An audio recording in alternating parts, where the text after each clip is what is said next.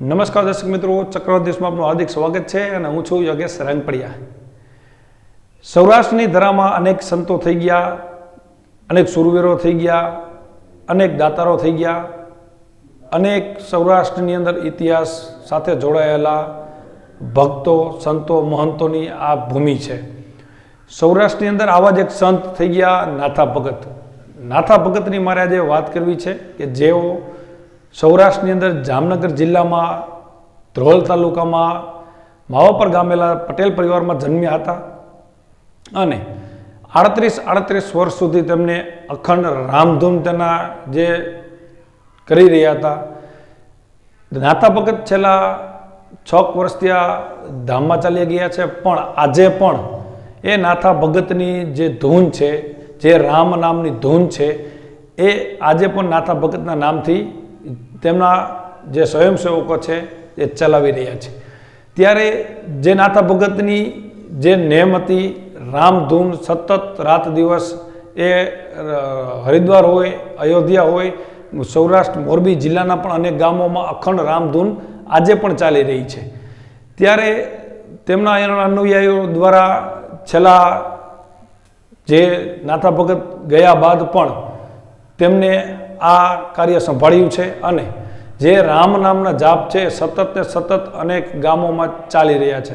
ત્યારે તેમના જે ભક્તો છે તેમના દ્વારા પણ 3 અનુષ્ઠાન રૂપે 13 મહિનાના જે 3 અનુષ્ઠાન છે, જે મોરબી શહેરની અંદર પણ હમણાં 13 મહિના સતત અખંડ 24 કલાક અને 7 દિવસ ચાલી 13 મહિનાના અનુષ્ઠાન મોરબી શહેર બાદ અત્યારે ટંકારા ખાતે જે રામદેવપીરનું મંદિર આવેલું છે, મોરબીથી રાજકોટ જવા તરફ જે હાઈવે છે ત્યાં ટંકારાથી થોડે જ આગળ જતાં ત્યાં તે રામદેવપીરના મંદિરે છેલ્લા 10 મહિનાથી અખંડ રામધૂન ચાલી રહી છે, જે આગામી 12મા મહિના સુધી ચાલશે। ત્યારબાદ 13 મહિના ધ્રોલ ખાતે પણ અખંડ રામધૂનના જે જાપ છે તે ચલાવવામાં આવશે અને જે 12 જ્યોતિર્લિંગ છે ત્યાં પણ સતત એક મહિનો, એક માસ ત્યાં રામધૂન ચલાવવાનું જે નેમ લીધી છે એ પણ શરૂ કરી દેવામાં આવ્યું છે।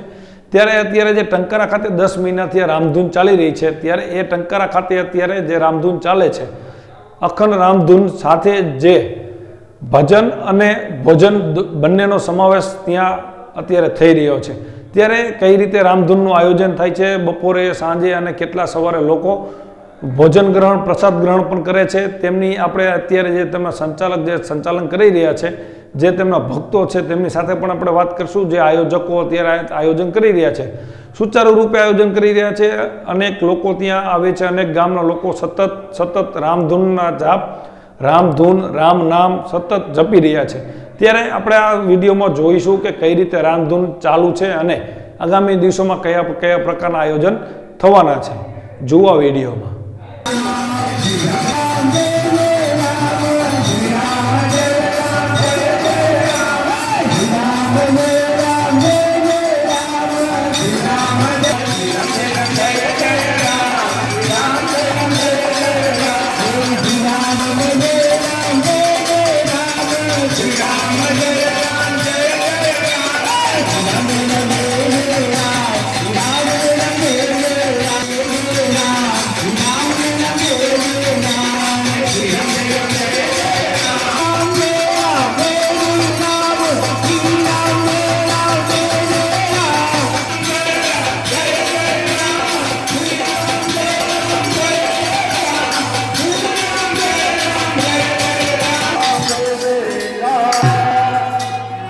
બાબુભાઈ ભીમજીભાઈ ગોપાણી, મારું ગામ દેપાડિયા।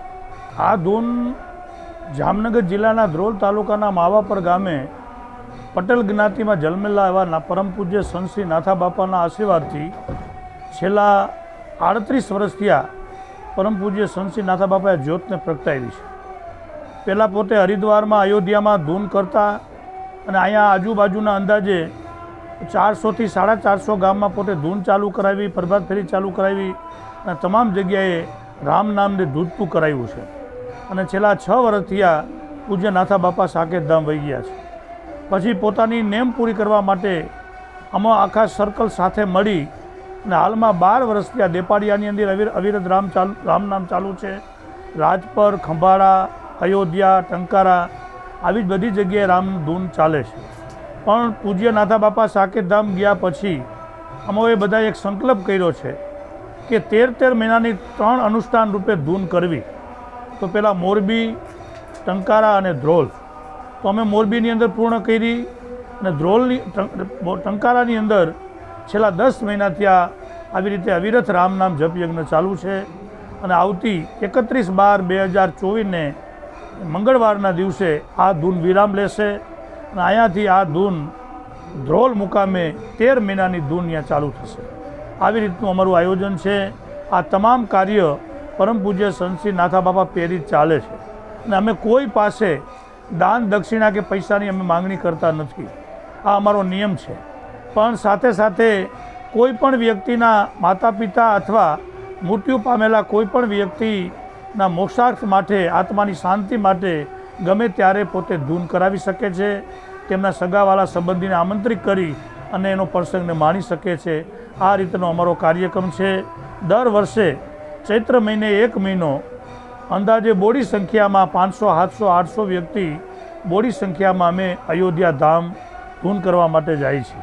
તેવી જ રીતે અમે એક એવી નેમ લીધી છે કે 12 જ્યોતિર્લિંગ ભારતભરની અંદર જે 12 જ્યોતિર્લિંગ છે તો દર વર્ષે એક જ્યોતિર્લિંગની અંદર રામધૂન કરવા જવું અને 9 દિવસનો પ્રોગ્રામ રાખવો એવું અમારી નેમ લીધી છે.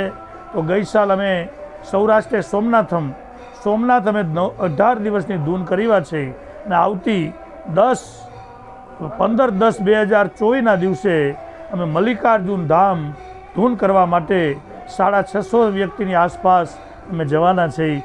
આ રીતનો અમારો કાર્યક્રમ છે. તો આપ સૌને મારી વિનંતી છે, અમારા સૌ કાર્યક્રમમાં આપણા જીવનનો ઉદ્ધાર કરવા માટે, આપણા જીવનનું ભાતું બાંધવા માટે, થયેલા પાપને બાળવા માટે, હરિનામ જપ કરવા માટે પધારો એવું સૌને મારું ભાવભર્યું આમંત્રણ છે. અને સાથે સાથે જે અમારી જે જગ્યાએ ધૂન ચાલે છે, સવારમાં, બપોરે અને સાંજે ભોજન પ્રસાદની વ્યવસ્થા અમે પણ કરી છે, ચા પાણીની વ્યવસ્થા કરી છે. અને અત્યારે હાલમાં બીજું અનુષ્ઠાન અમારું ટંકારામાં જે ચાલુ છે, રોજ 500 વ્યક્તિ બપોરે પ્રસાદ લે છે, સાંજે પણ પ્રસાદ લે છે. આવી રીતે રામ નામની રમઝટ આજ ટંકારા ધામની અંદર પણ બોલે છે.